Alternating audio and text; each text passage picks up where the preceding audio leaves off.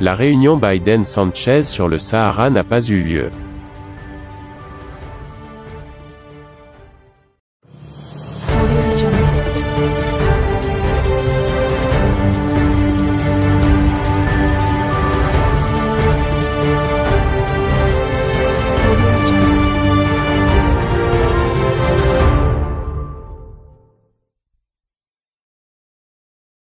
Finalement, la réunion entre Joe Biden et Pedro Sanchez s'est résumée en une photo prise en marge du sommet de l'Organisation du Traité de l'Atlantique Nord.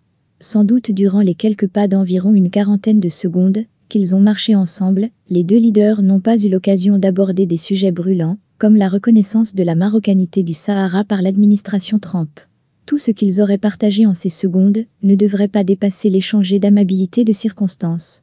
Un échec qu'elle paie, proche du Parti socialiste ouvrier espagnol, a tenté de nuancer, indiquant que Biden et Sanchez en parlent brièvement durant le sommet de l'Organisation du Traité de l'Atlantique Nord, organisé à Bruxelles. Le gouvernement espagnol a, pour sa part, essayé de maquiller cet échec. La Razón rapporte que des sources diplomatiques indiquent que le président du gouvernement et le président des États-Unis ont eu une brève conversation après la photo des leaders de l'Organisation du Traité de l'Atlantique Nord.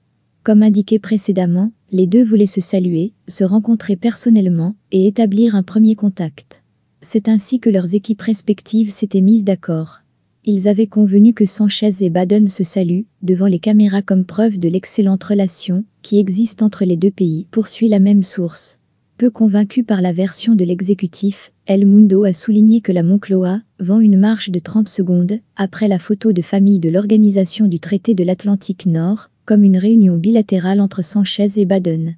La semaine dernière, des sources gouvernementales ont confié à la Sexta que le rendez-vous a fait l'objet d'une préparation entre Iván Redondo, chef du cabinet de Sanchez, et son homme de confiance, et son homologue américain, Ronald Klain, et de révéler que la question du Sahara occidental est inscrite sur l'agenda des discussions entre les deux chefs d'État.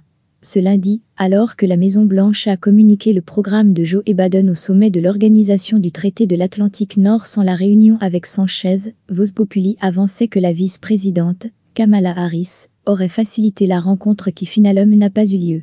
Cette photo prise en marge de l'Organisation du Traité de l'Atlantique Nord est du pain béni pour le Parti populaire. La formation de Pablo Casado a toujours pointé du doigt la gestion de la politique étrangère du gouvernement de coalition de gauche, principalement avec les États-Unis et le Maroc.